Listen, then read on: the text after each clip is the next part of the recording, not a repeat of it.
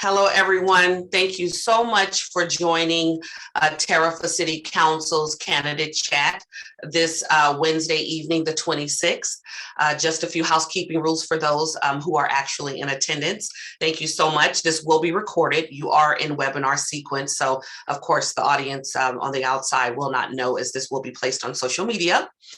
Just want to make sure that you know you will not be able to speak and you also will not have your cameras on. If you look at the bottom of the panel, there is a Q&A as well as chat. Please list your questions in the Q&A and we will handle answering all of your questions. I will speak your questions out to candidate Tara Beasley-Stansberry, and she will answer them in the order that they're received. If you are on a phone or a gadget and you're not in a position to use the Q&A, please put your questions in the chat box, and I'll make sure that those questions are also inserted in a row. So thank you again for being with us tonight. And without further ado, I'm going to bring in Tara Beasley-Stansberry. She is, as you know, candidate for District 5 City Council. And Tara, please take the floor.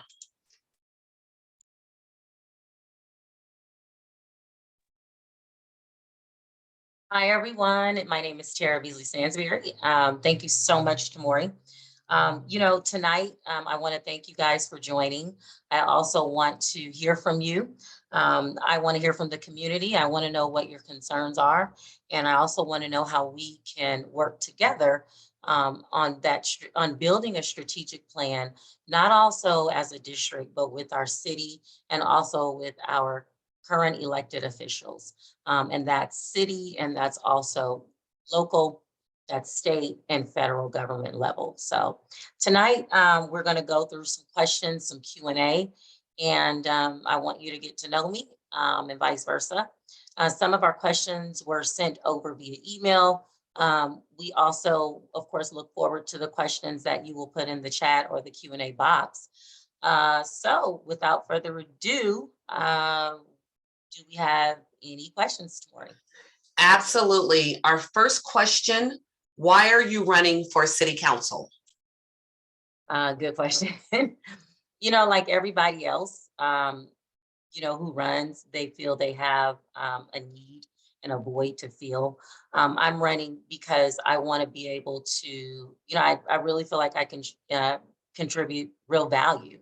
And I can offer some strategic thinking and strategic planning. Vallejo's a great city, but it can also be better. And I want to be a part of that solution. And I also know that, with my previous experience and my passion for Vallejo and for our strategic plan, I know that we can move the city forward. And I look forward to representing you here in District 5 and in the city of Vallejo. Second question, there are mixed reviews about union involvement and endorsement. Where do you stand on support from the union?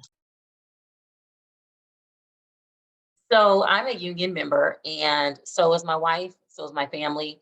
And, I'm very proud of that, to be a part of IFPTE Local 21. And, I'm not running to support union families. I'm running to support non-union and union families. But I want to get away from the divisiveness. We as a city have gone through some tumultuous times, and we really at this point have to stick together and band together and be inclusive. I'm not running representing the union. I am representing the families of the union, and those family members of the union also deserve to be represented. We all do. It's something that we deserve. It's our right. And so again, I don't advocate for any one specific union. I only advocate for the families of the union. So that's how I feel, and that's my stance on union. Third question. There has been a lot of communication about the unhoused population. There doesn't seem to be a good solution for it. What do you think about some of the talks about the unhoused population with the Project Room Key and what's going on in Vallejo with the unhoused? And do you have a tentative solution or at least ideas on that? Yeah, unfortunately, it breaks my heart when I even, go outside to my home, I will see people living in their cars. I see people living on the street. And honestly, it really kind of grips my heart because housing is a basic human necessity. It's not anything that you want, it's something that we actually need. And let me touch on Project Room Key. Project Room Key was a state-ran initiative for homeless here in Solano County to help prevent them from spreading COVID, to preventing our houseless friends from spreading COVID. Unfortunately, Project Room Key went through some ups and some bumps and some misfortune. There was some mishaps there. There was some care that wasn't taken. There were people who were not cared for as they should have been. And that did result, unfortunately, in 3 deaths. So, Project Room Key, for the great program that it was, unfortunately, there were some cracks there. And we have to, as a city, we have to make sure that even if when things are ran from a state level, it's in our city. And so it's our responsibility to make sure that we are nurturing and giving the support to our houseless neighbors and friends. My plan, I do have some ideas around homelessness. I know that it does, of course, sometimes stem from misfortune. There are 3 components to houselessness, and those are, we have houseless friends who are suffering from mental illness. We also have some houseless friends who are suffering from addiction and battling that. And we also have people who are everyday and they work, but unfortunately, eviction rates have increased, and it is difficult to be able to make the rent and make ends meet and feed your children at the same time. And so I always say a lot of us are 1 and 2 paychecks away from being homeless. And unfortunately, that reality is it's a lot of our reality, and it shouldn't be.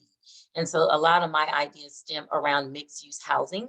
Right now, we have a lot of single family residences, which are homes that we live in. Unfortunately, that just doesn't is not a good eclectic mix. And we've got to throw in some affordable rent. We have, affordable rent units. We also have to throw in mixed use, where we have people who can purchase condominiums, they can purchase duets. We have new tiny homes, all of these things. We have to increase below market rate rentals and things of that nature to keep it competitive and to make sure that everyone who is either a low wage, median income earner, and high wage earner, we can all live in a safe place. Next question. I'm a small business owner in the city of Vallejo, and I have struggled to keep my business afloat. I have tried to reach out to the city of Vallejo with no avail to getting assistance with my business. What would be your solution for helping small businesses who need help in Vallejo but don't seem to be able to get it? Wow. This is unfortunately, I have heard this question many, many times. And honestly, what I really want you to understand and I want you to walk away with is knowing that small businesses are literally the heartbeat of America. Without small businesses, local dollars wouldn't circulate as much. And we need these small businesses. A lot of my ideas around small businesses are partnering with your chambers and partnering with, local officials and local financial institutions. Unfortunately, depending on your circumstances, a lot of financial institutions do not have, they don't have a lot of programs and resources for small businesses for women and people of color.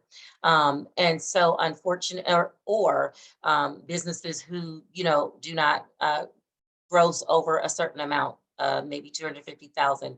Maybe your business credit has not been established yet. So those are some of the hurdles that unfortunately hold us back. I'm a small business owner myself, and I have experienced that. And what I highly suggest is partnering with elected officials, and also partnering with your local chambers, and also sitting down and having those strategic plans, sitting down with business coaches, with like the Small Business Development Center, and partnering so that you can also be able to participate in, you know, participate in contracts and participate in financial resource programs that the city does have. I will also say that the city of Vallejo unfortunately does not have a lot of financial resources for our small businesses. And one of those are one of the things that I would love to bring to the table. The city of Richmond has a similar program where they do small business loans anywhere from 5,000 to 50,000. And believe it or not, even 5,000 is a lot of money. I am a small business owner myself, and that was a lot of money for myself. So, those are some things that I would love to implement right here in the city of Vallejo. Excellent. Fourth question is, can you please tell us some of the activities, commissions, or things that you have been involved in the city of Vallejo to show your involvement and why you would be running for city council? I am vice president of the Solano County Black Chamber of Commerce. And in that role, as I mentioned, previously, I'm a small business owner, but more importantly, I'm able to sit and coach actual small business owners. That really is not in itself rewarding. I'm also the co-chair of the participatory budgeting committee with the city of Vallejo. And being appointed to that position gives me the opportunity to work with other members, and also our elected official on, different initiatives around the city that our residents have the opportunity to participate in.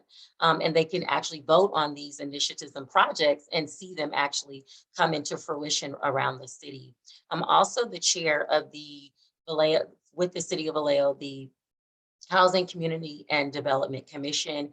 And on that board, we're really instrumental in providing housing resources and allocation of the budgeting, preparing that for our elected officials who sit on city council and our mayor. And so those are some of the boards and commissions that I sit on.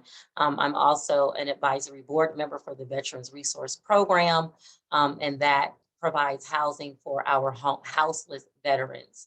Aside from that, I pride myself in, being a part of our community here in District 5, and also patronizing a lot of our businesses here and advocating for them as well. Thank you for that. Next question from the chat. What are some ideas around the beautification for District 5? Yeah, that's a great question. The beautification really is something that can give us that safe feel in our neighborhoods. And it's something that I highly advocate for, trees. Trees, adding in different layers of greenery and shrubbery, heritage lighting, and giving ourselves a tree line, installing the larger garbage cans that are on our main streets, and having, maybe our arts commission and having the youth come in and actually just perform some artwork and paint some artwork on those trash cans to show, our arts commission, and kind of show that partnership as well. I look forward to well-paved streets. We have a number of issues surrounding well-paved streets and a number of potholes, as we already know. Installing bike lanes is crucial. It's critical. We are in the Bay Area, and we are in a city that is extremely commuter friendly. We have the ferry. However, a lot of people don't take the ferry like they should and take advantage of it. And so what I would like is to install those bike lanes so that people are encouraged to not only ride their bikes around town, but encouraged to also commute and ride their bikes to work.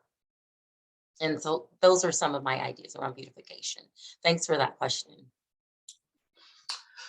What do you think about the recent pothole situation and citizens helping to fill potholes in the streets? Do you think that is something citizens should be doing? What are your thoughts? No, I don't think any citizen who gets up and goes to work for 8 hours and has to commute for probably 2 or 3, has children, they have homework, it's the last thing that they should be doing. But I have to say that these group of vigilantes, pothole vigilantes, I have to, give my hats off and salute them for being a change agent and seeing something and going out with that grassroots approach. And that grassroots approach, honestly, is sometimes what can kind of shake things up on a city and a local level. And unfortunately, that's what they had to do to get some attention. I do appreciate them for bringing attention, to the matter. But the reality is, those are things that we, as a city, they should be taken care of for us. We pay our taxes and we rely on the city for certain things, just like they rely on us. And so I would love to make sure that the city of Vallejo is, making sure that they are upholding their end of the bargain by doing, performing the work that they are responsible for. Excellent. We have another comment from the chat. What are your thoughts to collaborate with the faith-based community to develop housing? Faith-based programs, churches, organizations, synagogues, temples, they are staples in our community. And, without them, our friends would have nowhere to worship. And also churches and synagogues and temples are often known as safe havens and places of safety.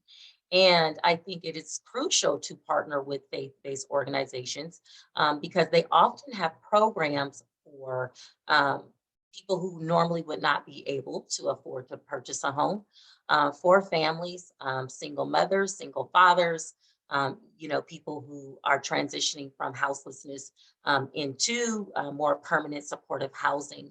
Some of the churches in San Francisco I've witnessed, they've really been instrumental in being able to bridge that gap with elected city officials on a local level and also state level, and also partnering with a lot of our housing conglomerates. And that partnership right there will also yield a lot of the affordable housing units that we're actually lacking in this city alone, and also throughout the state of California. So I really think it's something that, I definitely plan on doing. It definitely takes a village. I can't do it by myself. So, I highly encourage anyone who's interested definitely to reach out to me so that way we can kind of get that strategic plan going as well. Thank you so much for that. Next question. What is your thoughts on crime in the city of Vallejo? And how do we prevent the takeover of crime in our city? That's a good question. I'm going to think more positively, and that crime is not going to overtake this city. We just won't allow it. And unfortunately, you do have crime in every city. Unfortunately, our crime is a little too high, or excuse me, a lot. It's very high. And unfortunately, our police force can't handle a lot of what's going on here. And unfortunately, when our police force is down, the crime, of course, increases because no one is able to watch over and govern that. What I would love to do is to do some sort of nationwide search. I think that's what our police department maybe should do, is kind of do a nationwide recruiting search so that way we can ramp up our efforts. But I also believe that when the going gets tough, the tough gets going. And I also feel like we have to be able to partner again on a state level and a federal level, because when we do not have the tools and the resources, we actually have to go out and seek help. And there's nothing wrong with that.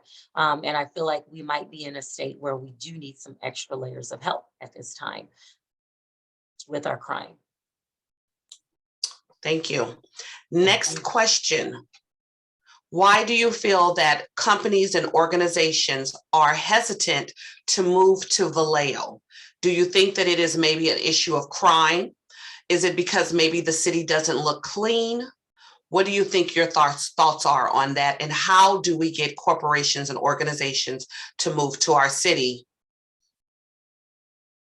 So your question about corporations not coming to the city of Vallejo is often one that boggles my mind as well. You know, Vallejo is, I hear so many people say this, and I've been saying this since, I moved here as well. Vallejo truly is a hidden gem. It's absolutely gorgeous. It is one of the best cities that you can possibly live in. But also, due to the high level of crime, that deters a lot of your big box corporations from coming here.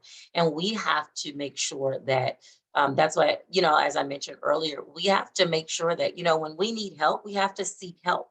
And right now we need help. And we have to ask our state for help. Our governor's office, we need to lean on them for help because we need it. There's never should be a time where businesses don't want to come here. Vallejo, the city of Vallejo, historically was a place of beauty, and it was a hidden gem, and it was a place that people were fighting tooth and nail to come here. And, we were a hot spot at one point. And we have got to get back to making sure that we take care of our city aesthetically.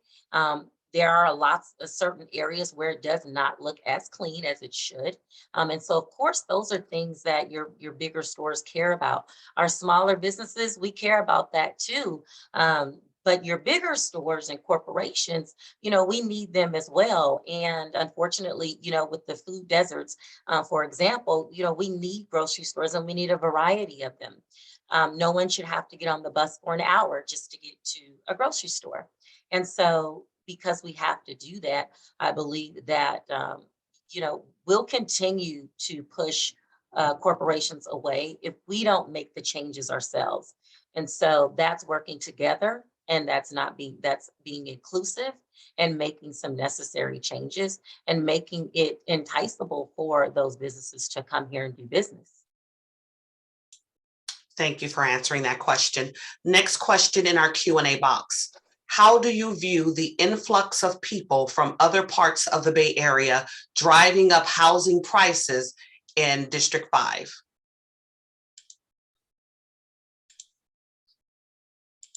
Your question is there's an influx of people coming from, I'm assuming, different cities. And while that does not necessarily, it is not the sole reason. The real estate market is extremely competitive everywhere we go.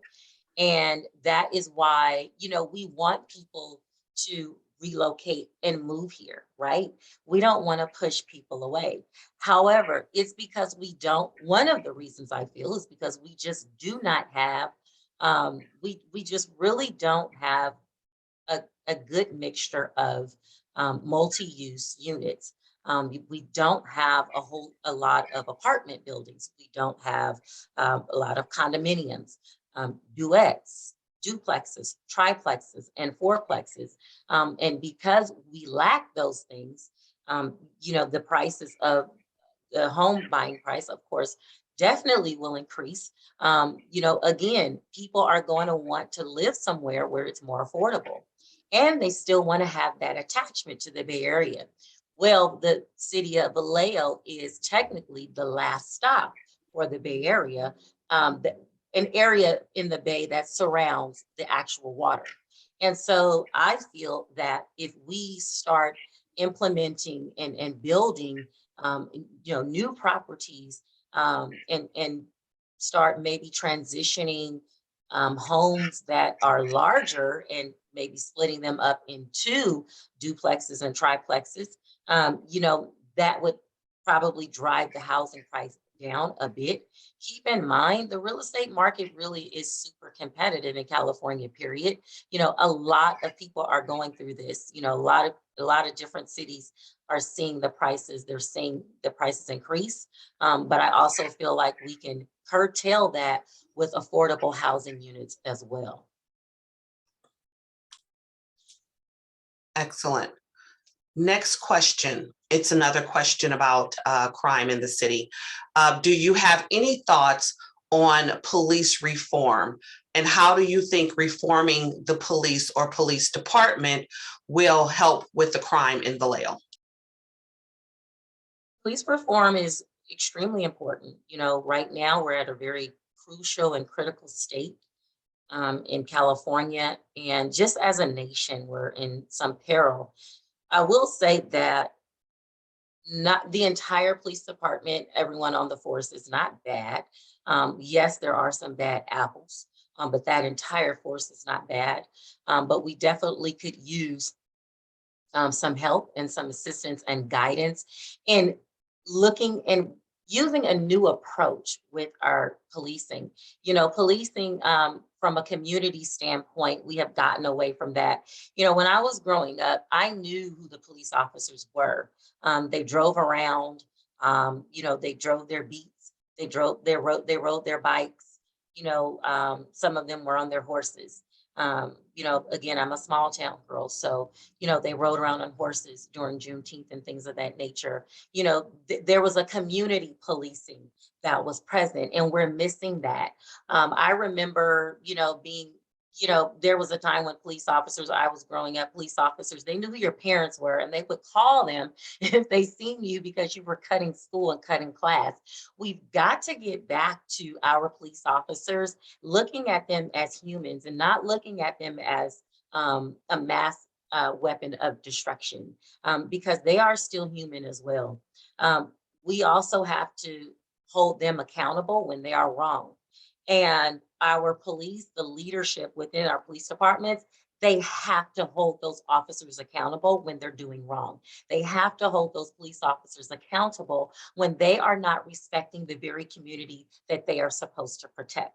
And so that is my take on police reform. I definitely believe that our own local police force could use some reform.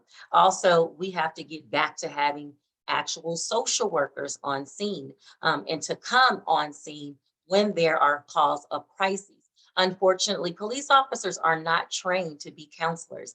They are not social workers. They are trained to protect and to serve. And so when you take them out of the element that they are experienced in, and you expect them to do a job that they're not trained for, they panic. And what we're starting to see is a lot of that panic is unfortunately leading to the demise of a lot of our Black and brown young brothers. And so we have to make sure that we reform our police department, but we've got to make sure that we are supportive and not divisive of our the police department as well, because we know that as a city, we need our police department. And we also know that our police department, they actually need us as well. And it is a twofold situation. Thank you for that question. That was wonderful. Next question. I live in the city of Vallejo. However, I do not allow my children to go to school in Vallejo. I find that the schools are subpar. Do you have any thoughts on the education system in the city of Vallejo? I wholeheartedly agree.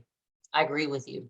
Unfortunately, and that is the unfortunate part of our school district, is that you actually live here, you're spending your tax dollars, and you don't even feel comfortable that your children can take a local bus or walk to school because of their API ranking. And we have got to make sure that we have resources, and that again leads to partnering with our state superintendent and making sure that we are getting the resources that our children, not that they want, but that they need and deserve. Our low median income wage earner families, excuse me, should be able to have resources just like our high wage earners. There should not be a school in certain areas of the city that have better resources, more expensive resources. That is absolutely ridiculous. You know, we have to look at, some of our children need different things, right? So I grew up in a family of 3 girls, and we all had very different learning styles. And with those 3 different learning styles, my mother had to figure out which school each child was going to attend. And yes, I said 3 schools. We all attended 3 different schools at one point, and we were very close in age. And that is because we all needed different resources. And so that was a time when, we have got to get back to that point where we're evaluating students. We are more than likely lacking, and we're passing these students when we know darn well they can't read, write, they can't spell, and they can't figure out a math problem to save their life. They've got to ask Siri and Google, and that's absolutely repulsive. So we probably should start looking at evaluating these children. A lot of our children are autistic at this time. A lot of children are, they have learning disabilities. And how do we better help these children if we're not giving them the solution to the actual issue that they have? So I definitely want to make sure that we turn this around and we get to a point where your children can attend a Vallejo public school, not even private, but that they're attending a Vallejo public school. Excellent. Excellent question. Thank you. Excellent question. Thank you so much. Let's see, I don't have another question right now. Did you want to go into your messaging? Sure. So I thank you so much, everyone, for all of your heartfelt questions. And, back to our platform, we are running on inclusivity, diversity, and being catalysts for change. And all of those things are important, but I can't do those things alone. We have to be able to work together. I want to hear from you. I want to hear from District 5 residents. I want to know what are your concerns, but I also want to know how we can get some solution to these concerns, not just talk about what we're doing. Another thing I want to do is really be able to sit down and talk about how we partner together. There are going to be people that we don't like, in this world. I know that everyone isn't certainly going to like me and be wild and fuzzy, but the bottom line is I want to get to a point where we all respect each other and we respect each other's needs and concerns. Because the bottom line is we all want a safe, friendly city where we can work, we can live, and we can do business, and our children can have beautiful parks to play. We can have events that we can attend. We want to encourage home ownership, small business ownership. These are things that we definitely want to see an influx with, changing the school district and increasing those API scores from a 1 into a 10, and making sure that, but the only way we can do that is if we actually band together. It's going to take a lot of support. And I want to make sure that, I'm here for you, but I need you to be here for me as well. So without further ado, are there any more questions, Tamori? I actually just have another question that came in. Okay. When you speak about economic development, working with chambers, what does that look like? If you can go into that a little bit more. Sure. So working with your local chambers of commerce, first, you've got to be a member, right? So I highly encourage you to become a member. And I'll start with the Vallejo Chamber, that's general. We also have the Hispanic Chamber, we have the Filipino Chamber of Commerce, and then we also have the Solano County Black Chamber of Commerce. I can speak for the Solano County Black Chamber specifically. We have a strategic alliance with all chambers. So although it is the Black Chamber, we do not do business with just Black business. And why do we do that? It's because we are encouraging that inclusivity. We are encouraging working together as a city. It makes no sense for us to pigeonhole ourselves into one box. That's part of it. Now, another key is to be involved. So you can always be a member and you pay your dues and you attend, but it's very important to be involved.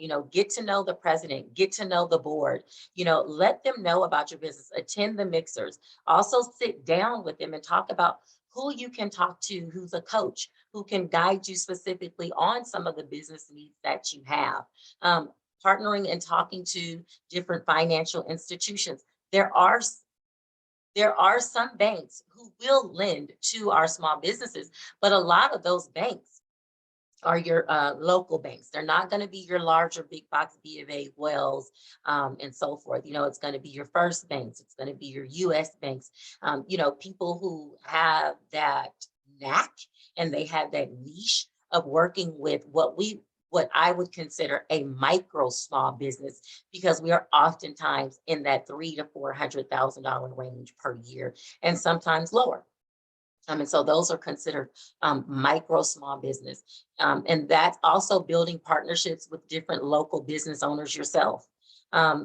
Seeking out mentors, partnering and thinking outside the box on your marketing, making sure you're visible all over.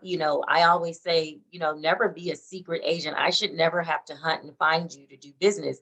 You've got to be out as a small business owner. You have 20 million hats. So you've got to reach out and get some help. You can't do everything alone. I know we want to be the savior and we want to do everything but the reality is sometimes we just don't have time and we've got to delegate those things. So having a virtual assistant sometimes helps. Paying a college student to be responsible for your social media, putting your, planning ahead, using a social content calendar, having someone create your social content. These are all things that a lot of our local community colleges can help with as well. And I'd love to speak with you offline, at another time, if you want to go through some things that are specific for your business. Thank you for that. Next question. Oftentimes, our unhoused neighbors will sleep on the streets because they do not feel comfortable in the shelters that are available. Do you have any suggestions or recommendations for how we solve that solution? Unfortunately, that's true. We've got to make sure that the shelters are safe. And that means that we need to put different guidelines in place and certifications in place at a local level for these shelters to make sure that there's a checks and balance system. Because it's very easy for a person to obtain a business license, but to make sure that they are taking care of some of our population's most vulnerable is a pleasure, and it is an honor for them to do that. But we want to make sure that there is some type of checks and balance system to make sure that once they are licensed and their doors do open and they are supporting our houseless friends and neighbors, that they're making sure that it is safe. The number one key is safe, and also partnering with local law enforcement. So that, again, back to, our law enforcement patrolling, driving by, patrolling, popping up, making themselves visible, and to not only the residents, but the shelters as well.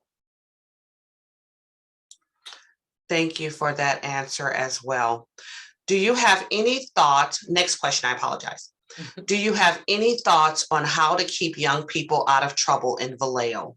With the increase in sideshows and unnecessary loitering, it seems to be that the young people in Vallejo do not have enough going on. Do you have any ideas or recommendations? They simply don't.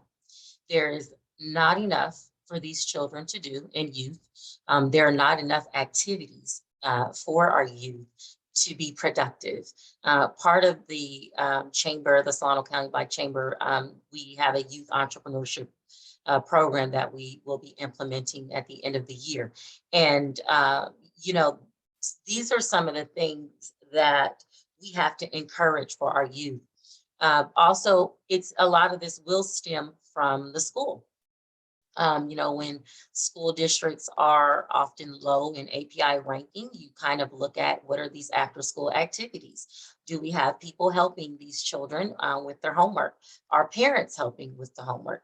Do we have any extracurricular activities for these youth to partake in? Sports, ballet, tap, jazz, dance, tennis, basketball, football. We have to look, but also a science camp.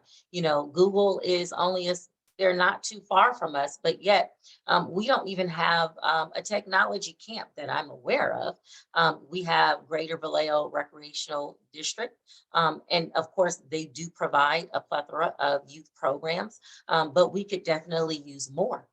We could use more programs that are geared towards children and youth who are living in poverty, to help them see a different light, to help see and to help encourage them along the way.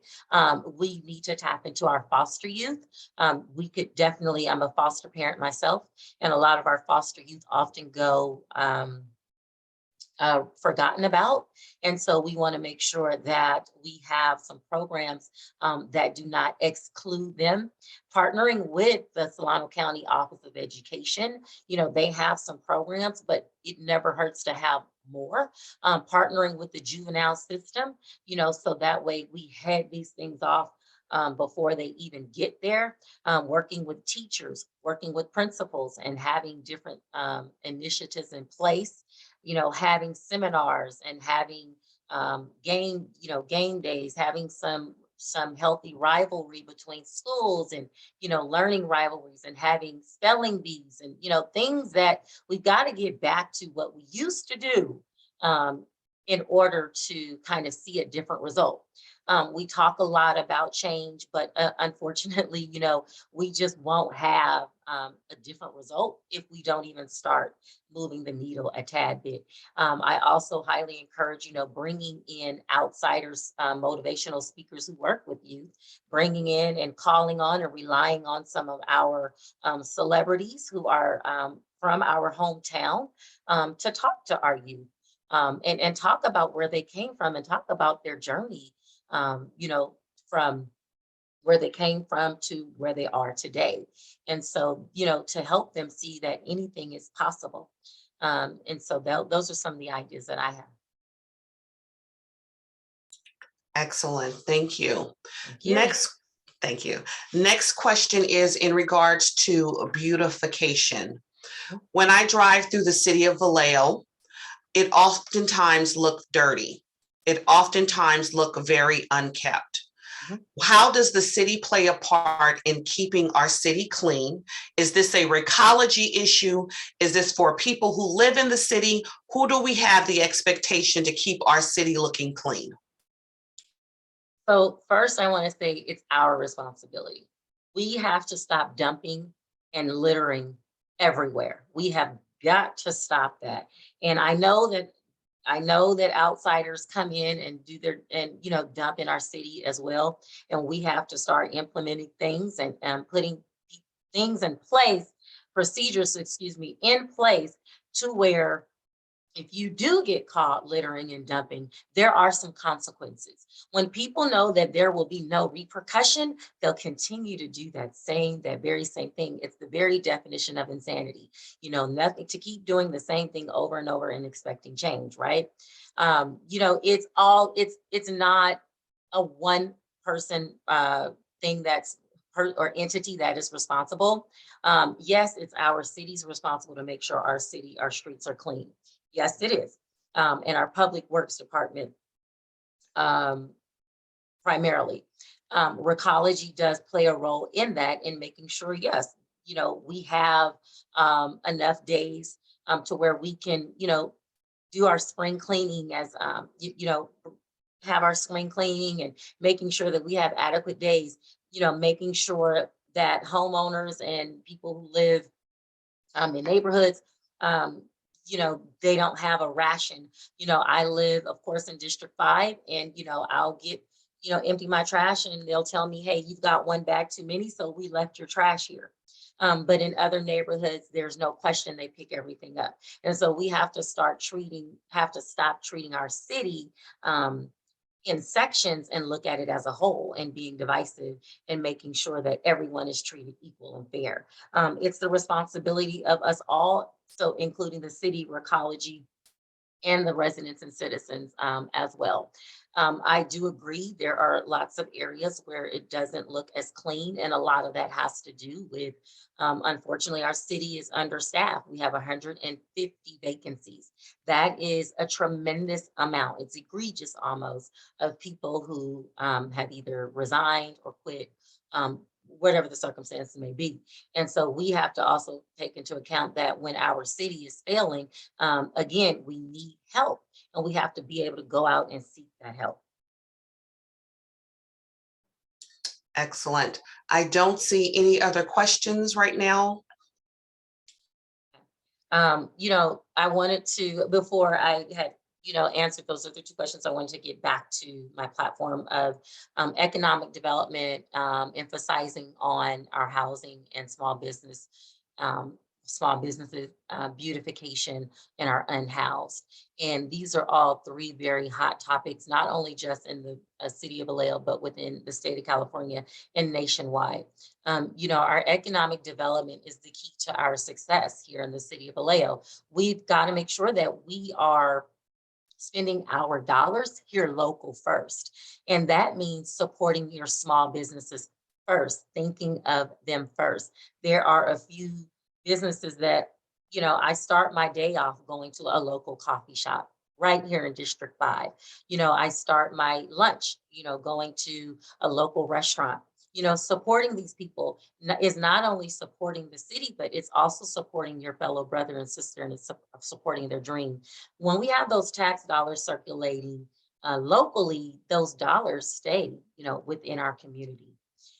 Beautification is something that kind of goes hand in hand with, I believe, the person who had the question about litter and whose responsibility is it. The bottom line is, and also the questions about crime. Beautification can deter crime. When I drive up to a city like a Pleasanton or a Dublin, you don't see a sideshow. They're not having these issues.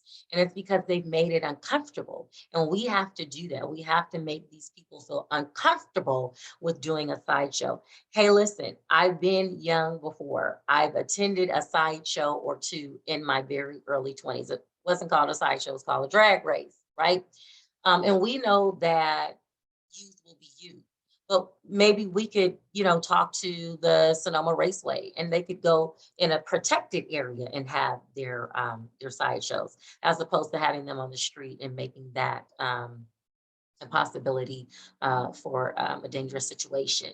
Our unhoused friends, again, these are our most vulnerable residents. And the key is, I want everybody to take away is that they are still residents. Believe it or not, most of our unhoused people have been born and raised right here in our very city. And it's our responsibility to make sure that we have helped our fellow brother and sister who have somehow lost their way, who have somehow fallen hard on their luck and experienced a hard time. I wasn't always who I am today. I definitely didn't have a silver spoon. I was not born rich at all. And, I definitely had a very humble beginning. And again, I will say, I can't say it enough. Most of us working folks like myself, we are 2 and 3 paychecks away from sitting in our car and living. And that's sad. And I pray that if I was to ever fall hard on my hard luck and have hard times, that somebody would pull me out of that gutter, not a gutter, but pull me out of that trench and help me and guide me and give me and make me aware of some of the resources that are available. Our unhoused population, some of them just don't even know what resources are available. And so we want to be able to not only build, housing for our houseless and shelters, but we also want to have temporary housing with those wraparound services, but then we also want to build some permanent supportive housing for our unhoused. And with that, without further ado, I will say good night. I just want to thank you so much for joining us tonight. I certainly hope that this conversation has given you some insight into me as the candidate and me as a District 5 resident. I will say this, I truly appreciate all of the time and effort that everyone on our campaign has put into this tonight. Please do so by following us at TaraForCityCouncil.com. That's Tara, the number 4, citycouncil.com. And we also encourage you to follow us on Facebook, Twitter, and so forth. That's at Elect Tara. Again, I will be asking for your vote November 8th this year as your city councilwoman for District 5. We also will be needing your help. And with that help and to make that change, if you want to see those changes that we talked about earlier, we are going to need your support. We have now opened up our donation link, so you can please click on our website and you can start donating. Any amount helps. $1 a pay period, $1 every 2 weeks, $5 every 2 weeks counts. And so I highly encourage you to start donating, to start getting involved.